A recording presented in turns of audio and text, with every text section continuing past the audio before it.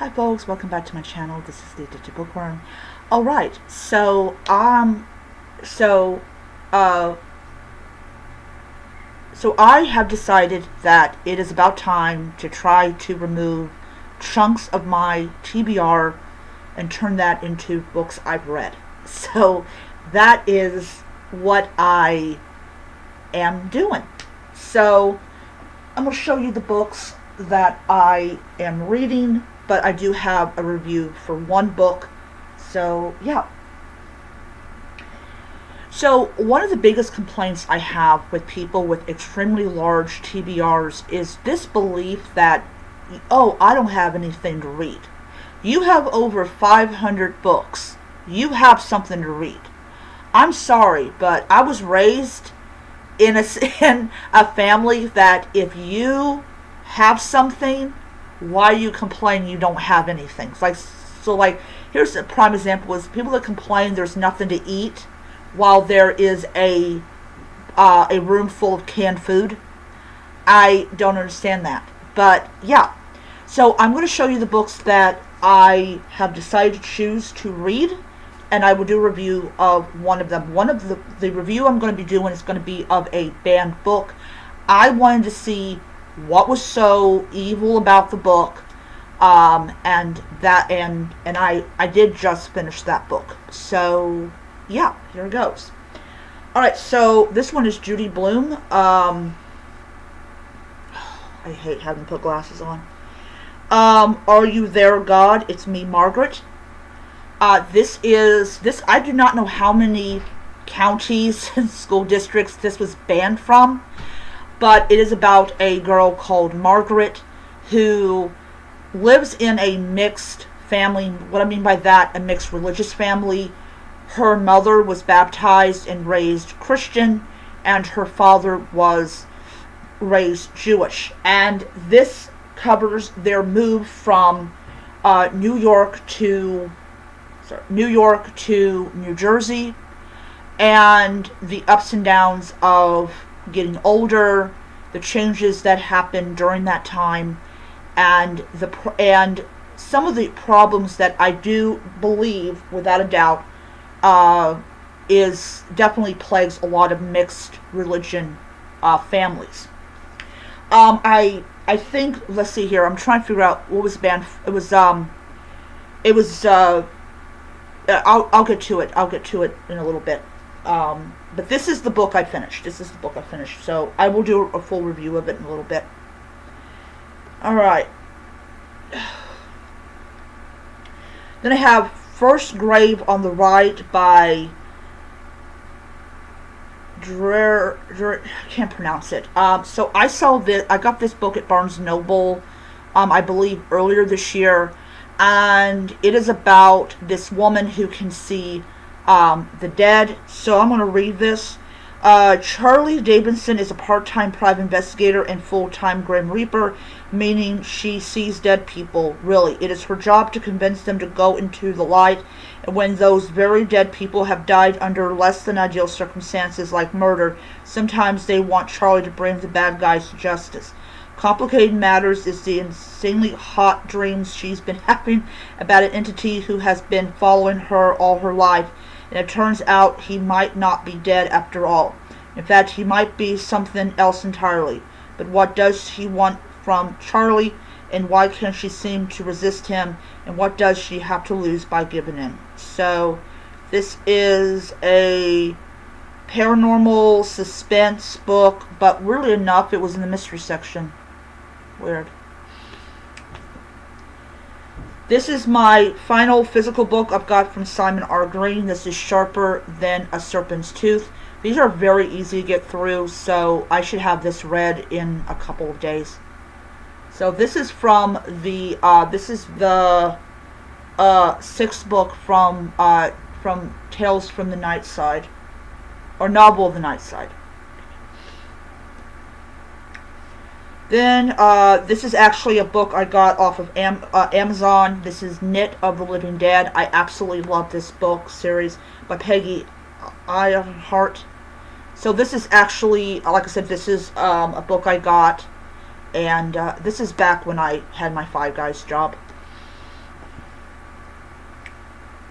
Then the next one after that one is Nitty Gritty Murder, another book that I got. Yeah, so that one. This is the one I am currently reading right now. This is Christopher, I can't pronounce it, Eldest. So I'm on chapter. I actually wrote in here 35, so I knew where I was at. So I'm on chapter 35 of this book. I have been I read 2 chapters because it got me to 35, and then I've been reading like 5 chapters a day. So I do not know when I will get this book done, but I definitely will. And so yeah, so these are all the books that physical from my TBR that is outside of the little pile of books like Dune and The Long Walk. Mainly because I just wanted to read more books that were part of my TBR. All right. So Judy Blume's Are You There, God? It's Me, Margaret. So this is about a girl called Margaret. She is a preteen, like she's on the verge of like going through like, having her period and all that type of stuff. And she moves from New York to New Jersey with her mixed religion family. Now her parents do not follow any kind of religion, even though they were born into their respective religions. They are what you would consider to be atheists or agnostics, one of the two. So what basically happens is she starts a new school and makes new friends, and she sees like these girls having girls developing, and then she kind of wants to go through that and stuff. But she does say, "Are you there, God? It's me, Margaret," and then she says her little prayer. So she encounters her grandmother, who goes on like yearly trips to the Caribbean and to Florida. And then what happens is she has plans to meet her grandmother in Florida, but those are derailed because her mother's parents are coming in during that week, and she's very mad at her mother for this. And of course, her grandparents cannot help but talk about hey, do you go to Sunday school and all this stuff, and they don't like their son-in-law because he happens to be Jewish. There is a little bit of anti-Semitism in this book, talking about the word horns, which I hope I got this right. I don't want to insult people. I believe it was believed that Jewish people had horns. There's actually a statue of Moses, I think at the Vatican or at one of the museums in Europe, that has him with horns coming out of his head, because that is what they personally thought about Moses. I'm thinking, what the fuck? Really? He kept us from dying. I mean, he kept us all from going extinct, and you put horns on his head. Wow. So this was banned, I believe, for talking about girls' changes.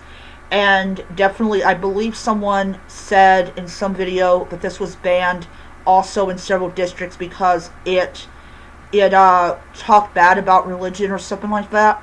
I don't really know. I read the book in one setting. Actually 2 settings because I took a nap. But I read it in one day. I enjoyed it. I wasn't offended by anything in this dang freaking book because I'm a girl, and that's part of being a girl. I guess this must be the byproduct of being born in the latter part of the 70s, growing up in the 80s. You kind of develop a thick skin when it comes to certain things. But I enjoyed it a lot. I'm definitely going to be keeping this book. I do like the cover. It's very simple. Very simple. Anyways, I got this book because it had been banned, and I wanted to see what the hell was so wrong about this dang freaking book. I check it. Nothing is wrong with the book. Okay? Sorry if you're being reminded of something you went through. Alright, so anyways, I am going to... and I think there's profanity in the book. I don't know. But I enjoyed it. I gave it 5 stars. I thought it was a good book. Okay, so now I officially have 5 books to read. That's part of my knock out my TBR. and I definitely look forward to them. As everyone knows, most of them are either cozy mysteries or cozy something, or So yeah, I will. I will. This is actually the next book that I'm reading. All right. So I'll see you guys next time. Bye, and keep on reading.